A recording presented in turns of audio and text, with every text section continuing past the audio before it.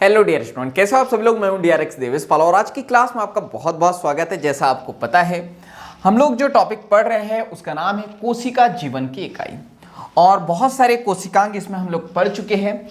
आज हमको जो पढ़ना है उसका नाम है एंडोप्लाज्मिक रेटिकुलम, या इसको हम लोग कहते हैं अंतःप्रद्रवी जालिका।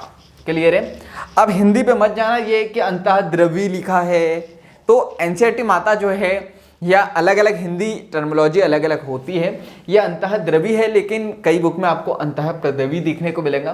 तो वैसे इसको अंतःप्रद्रवी जालिका कहते हैं और इंग्लिश में कहते हैं एंडोप्लाज्मिक रेटिकुलम। और मेरा सजेशन ये है कि इंग्लिश टर्मिनोलॉजी ज़्यादातर याद रखा करो, क्योंकि क्या होगा ना, हर बुक में हिंदी टर्मिनोलॉजी बदलते चली जाएंगी, इंग्लिश एक ही रहती है। चलो देखते हैं। इलेक्ट्रॉन सूक्ष्मदर्शी के 1 मिनट इलेक्ट्रॉन सूक्ष्मदर्शी से अध्ययन के पश्चात यानी अध्ययन के बाद में यह पता चला कि यूकैरियोटिक कोशिकाओं के कोशिका द्रव्य में चपटे आपस में जुड़े थैली युक्त छोटी नलिकावत जालिका तंत्र बिखरा रहता है, जिसे अंतःप्रद्रवी जालिका कहते हैं। हिंदी वाले शब्द जो ना अटक जाते हैं टंग में, अंतःप्रद्रवी जालिका कहते हैं। क्या हुआ, इलेक्ट्रॉन सूक्ष्मदर्शी हुई मतलब उसकी खोज हुई, फिर उससे अध्ययन किया गया, उसके बाद पता चला कि जो यूकैरियोटिक कोशिका के कोशिका द्रव्य में, ठीक है, देखो इसको देखो, यहाँ पे ये होता है केंद्रक, ये होती है कोशिका। तो कोशिका द्रव्य में चपटे आपस में जुड़े कुछ इस टाइप से होते हैं, बड़ा गंदा सा बन गया, कुछ इस टाइप से रहता है, ये इधर तक के भी रहता है, तो ये पूरा जाल जो है बिखरा रहता है।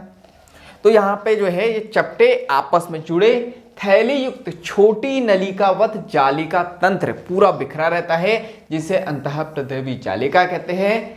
चित्र 8.5 में बताया गया है। तो चलिए देख लेते हैं। 8 ये तो 6 है, ये है 8.5, ठीक है। चलिए तो इसमें हम लोग देखते हैं क्या होता है। तो डायग्राम आप देख पा रहे होंगे। तो देखो क्या क्या है इसमें। तो इसको थोड़ा सा नीचे और करना पड़ेगा, हाँ यहाँ पर, ठीक है। तो अब हम लोग बात करते हैं क्या क्या देखने को मिल रहा है आपको। ये आधा बनाया है, ठीक है। तो ये पूरा केंद्रक है, ठीक है, जितनी संरचना इधर होंगी, और ये पूरी क्या है, कोशिका है। ये कोशिका है, ये केंद्रक है, और केंद्रक के पास में आपको जो है ना केंद्रक से जुड़ी हुई ये इस टाइप से संरचना देखने को मिल जाएंगी। ये देखो आड़ी टेढ़ी चपटी, ये इस टाइप से पूरी बिखरी हुई संरचना रहती है, ये आप देख सकते हो। तो झूम झूम झूम मजा आ रहा है मुझे तो ये इस टाइप से जो है संरचना रहती है। अब संरचना आपको देखने को मिल गई, तो ये क्या हो गया, ये वाला तो क्या है, ये है केंद्रक। क्लियर है। केंद्रक में क्या होता है, छोटे छोटे छिद्र होते हैं, आगे पढ़ेंगे जब केंद्रक पढ़ेंगे। तो ये है केंद्रक छिद्र, और ये क्या है, ये केंद्रक की लेयर है, यानी केंद्रक का आवरण है, ठीक है। ये केंद्रक का आवरण हो गया। तो केंद्रक आवरण से ये जुड़ा रहता है कौन, एंडोप्लाज्मिक रेटिकुलम यानी कि ER। अब इसको खुरदुरी क्यों बोला, क्योंकि ये देखो ये छोटे छोटे कुछ पार्टिकल यहाँ पे चिपके हुए हैं। क्या जी, बिल्कुल चिपके हुए हैं। तो जिस पे जो है पार्टिकल रहते हैं, ये पार्टिकल कौन से हैं, तो ये राइबोसोम है, इससे पहले भी मैंने बताया था। तो जिस भी ER पे, जिस भी एंडोप्लाज्मिक रेटिकुलम पे राइबोसोम रहते हैं, उसको हम लोग कहते हैं रफ एंडोप्लाज्मिक रेटिकुलम, यानी कि खुरदुरी अंतःप्रद्रवी जालिका। क्लियर है। इससे पहले मैंने आपको एक होमवर्क भी दिया था कि ये बताने को मैंने आपको कहा था कि ये जो रफ एंडोप्लाज्मिक रेटिकुलम है ये कहाँ होती है। तो इसका आंसर था कि ये कहाँ होती है, केंद्रक झिल्ली के पास होती है। ये आपको याद रखना है। दूसरा क्वेश्चन, ये आपके लिए जो होमवर्क है, मुझे ये बताना है कि रफ एंडोप्लाज्मिक रेटिकुलम रफ क्यों होती है। क्लियर है। रफ एंडोप्लाज्मिक रेटिकुलम रफ क्यों होती है, ये कमेंट्स बॉक्स में मुझे बताना है। क्लियर है यहां तक के। चलिए इसके बाद हम लोग बात करते हैं। तो यहां पे आपको ये स्मूथ एंडोप्लाज्मिक रेटिकुलम भी देखने को मिलेंगी। तो अब हम लोग बात करते हैं, देखो यहां पे ये था केंद्रक, मैंने आपको बताया था कि कि यहां से मैं ये बना देता हूं, ये केंद्रक, और यहां से ये जो है ये है कोशिका, ठीक है। तो अब यहां पे ये केंद्रक कितनी दूर है, अब ये नीचे साइड, ये देखो ये क्या आ गई, ये है कोशिका झिल्ली, क्लियर है, ये क्या है कोशिका झिल्ली। तो ये याद रखना, जो चिकनी अंतःप्रदेवी जालिका है यानी स्मूथ एंडोप्लाज्मिक रेटिकुलम है, ये कहां होती है, कोशिका झिल्ली के पास होती है, क्लियर है।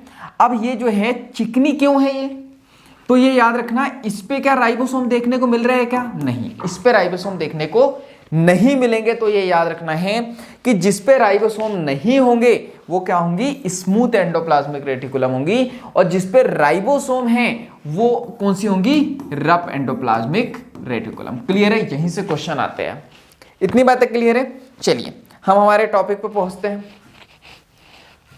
तो ये हम अंतःप्रदेवी जालिका देख रहे हैं, हम लोगों ने चित्राहार भी देख लिया है। अब इसके बाद हम लोग देखते हैं नेक्स्ट।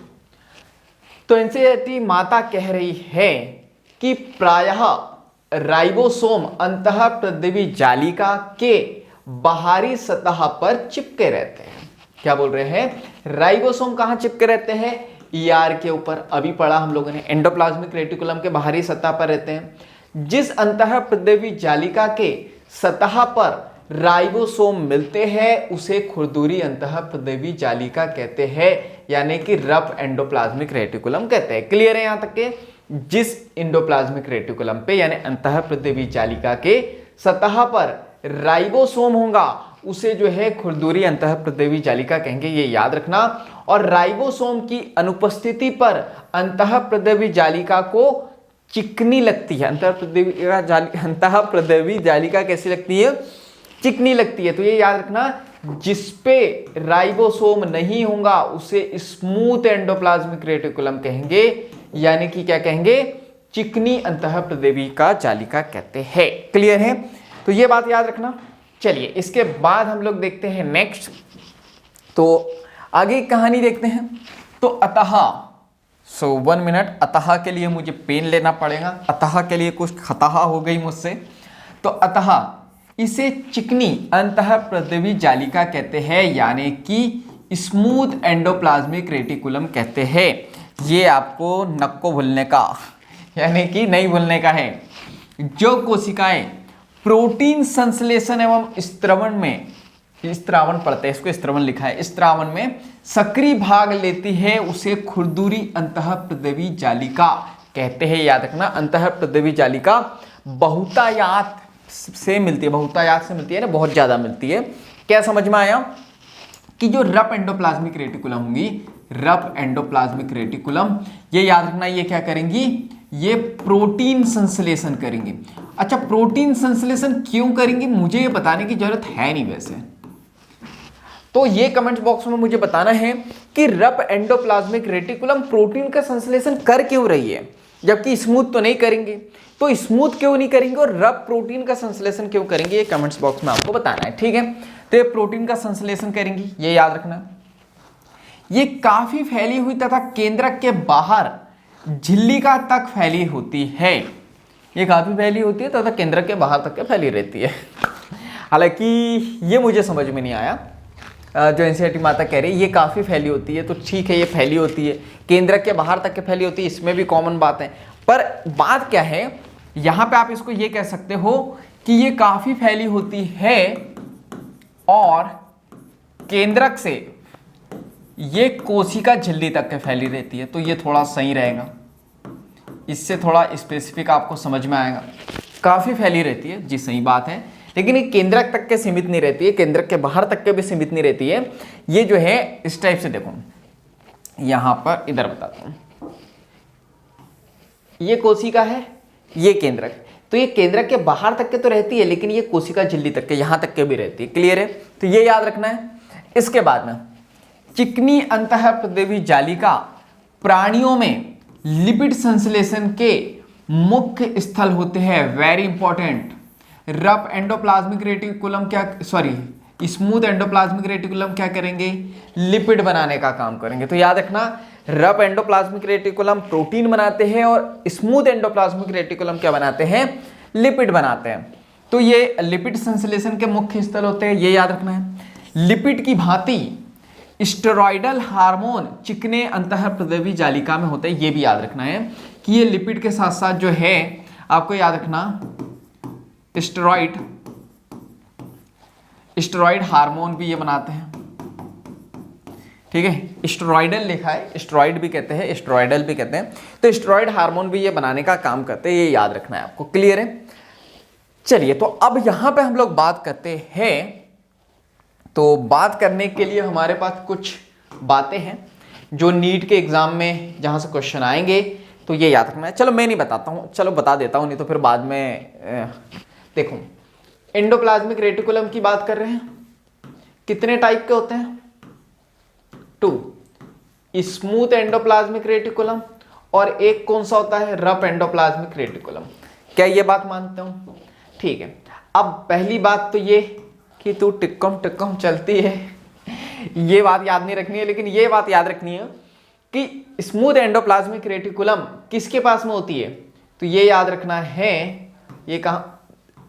देखो, राइटिंग बड़ी गंदी आएंगी क्योंकि मुझे ऐसे लिखने की आदत है, ठीक है। तो ये कहाँ होती है? कोसी, ऐसा लग रहा है मैं उल्टे हाथ से लिख रहा हूं, तो ये कोशिका झिल्ली के पास होती, ठीक है। रफ एंडोप्लाज्मिक रेटिकुलम कहाँ होंगी? तो ये होंगी केंद्रक झिल्ली के पास। कहां पे होंगी? केंद्रक झिल्ली के पास। क्लियर है? दूसरी बात, क्या बनाएगा ये? तो ये बनाएगा लिपिड, और क्या बनाएगा? ये बनाएगा स्टेरॉइड हार्मोन। क्लियर है? ये बात याद रखोगे, गंदी राइटिंग है, मैंने बोला था आपको, पर आप समझ जाना। रफ एंडोप्लाज्मिक रेटिकुलम की बात करते हैं, तो ये क्या बनाएगा? ये करेगा प्रोटीन संश्लेषण। बस इतनी सी बात है, इससे बाहर क्वेश्चन नहीं आते अभी तक के नीट में, तो बस इतनी सी बात याद रखनी है। और मैंने बताया नीट का एग्जाम बहुत ज्यादा पढ़ने से नहीं निकलता, बहुत कम पढ़ने से निकलता है। देखो, आपने कोशिकांक पढ़ा, सिर्फ इतनी सी बात याद रखनी है, बाकी बातें छोड़ दो। और बहुत सारी, देखो ये जो है ना, ये डस्टबिन नहीं है कि सारा कचरा डालते रहोगे, ये माइंड है, ये लिमिटेड चीज़ें याद रखता है। तो लिमिटेड चीज़ें याद रखने के लिए पहले आपको डिटेल में पढ़ना है, फिर उसको समराइज करके छोटे फॉर्म में कन्वर्ट कर लेना है। क्लियर है? तो जल्दी से इसका स्क्रीनशॉट ले लो। ले लिया? एक मेरा भी ले लो मैं पोज दे रहा हूँ। चलिए, तो एक ही आपने स्क्रीनशॉट ले लिया। अब यहाँ पे हम लोग बात करते हैं, ये कहानी यहाँ पे खत्म होती है। किसकी कहानी खत्म हुई? ER की, ठीक है। अब क्या बचा? Golgi body. तो ये हम लोग जो है अगले क्लास में देखेंगे। और मैंने कहा था मैं बहुत छोटे छोटे वीडियो बना रहा हूँ, 5-5, 10-10 मिनट के, ताकि आपको उसे देखने में बोरियत महसूस ना हो, क्योंकि मुझे भी पता है आप 2-3 घंटे तो नहीं बैठने वाले हो। 5-10 मिनट ईजिली बैठ जाओगे, खाना बनाते वक्त जो है वीडियो देख लोगे, बस में ट्रेवलिंग कर रहे हो या कई दोस्तों के साथ बैठे हो, किसी का इंतजार कर रहे हो, तो एक वीडियो देख लोगे आप। तो गोल्जी बॉडी हम लोग अगली क्लास में पढ़ेंगे। आप लोग समझदार हो, मुझे बताने की जरूरत है नहीं क्या करना है। ये जो है खुद से भी, अगर आपने चैनल सब्सक्राइब नहीं किया है तो सब्सक्राइब कर देना, और भी लोगों ने सब्सक्राइब नहीं किया तो उन्हें सब्सक्राइब करा देना है, ताकि मुझे भी आए पढ़ाने में मज़ा। जितने ज़्यादा लोग रहेंगे मुझे मज़ा आएगा पढ़ाने में। तो चैनल को सब्सक्राइब कर दो, बेल आइकन को दबा दो, ताकि ऐसी वैल्यूबल क्लास की नोटिफिकेशन सबसे पहले आपको मिलते रहे और कोई भी क्लास आपकी मिस ना हो। और इस वीडियो को ज़्यादा से ज़्यादा शेयर कर दो, क्योंकि जब हम दूसरों की हेल्प करते हैं तो ये नेचर हमारी हेल्प करता है। तो बाकी हम लोग मिलेंगे नेक्स्ट क्लास में, इस तरह हंसते हुए मुस्कुराते हुए लाइफ में आगे बढ़ते हो, कुछ नया नया सीखते हो। और एक बात, अभी आप कैमरे के उस तरफ हो, कहाँ हो, कैसे हो मुझे नहीं पता, लेकिन एक रिक्वेस्ट है, नीट का एग्ज़ाम निकालने के लिए जो है ना, एकदम गमसूर बनने की ज़रूरत नहीं है। मैं तो बहुत पढ़ाई करता हूँ, बहुत पढ़ाई करनी है। देखो, ऐसे लोगों का सिलेक्शन नहीं होते। आप उठा के देख लो, मतलब उठा के देख लो मीन्स पिछले बार जो आपके सीनियर वगैरह होंगे उन्हें उठा के देख लो। इसलिए बोलता हूँ हमेशा हंसते मुस्कुराते रहा करो, चिल करा करो। लाइफ को चिल करते हुए पढ़ाई करोगे तो पढ़ाई बोरियत नहीं लगेगी। मूवी को चिल करते हुए देखते हो ना, बिल्कुल बोर नहीं लगती है मूवी, लेकिन पढ़ाई को जब सीरियस ले लेते हैं बड़ी बोरिंग से लगने लगती है। तो आपको समझ में आ रही है ना सारी चीज़ें? अगर आपको अभी तक के मैंने जो पढ़ाया वो समझ में आया तो समझ जाओ कि पूरी बायो आपको बहुत अच्छे से समझ में आ जाएंगी। क्लियर है? तो चलिए, बाकी मिलेंगे नेक्स्ट क्लास में। जब तक के लिए thank you so much, bye bye and go for success. और मुझे एक और बात आज पता नहीं, बात करने की इच्छा हो रही है मुझे। और एक और बात ये याद रखनी है कि कभी आपका मन करे कि मुझसे बात करने का, तो आप कमेंट्स में ही बता देना। एक सेशन हम लोग ऐसे रख लेंगे जहाँ पे सिर्फ हम लोग बातें करेंगे कि नीट का एग्जाम कैसे निकाले, क्या करना होता है, क्या नहीं करना होता है, टाइमिंग क्या होती है, वगैरह वगैरह वगैरह वगैरह वगैरह। क्लियर है? चलिए, तो जितने भी क्वेश्चंस है, जितनी भी बातें, हम लोग कभी एक सेशन रख लेंगे। तो चलिए, थैंक यू सो मच।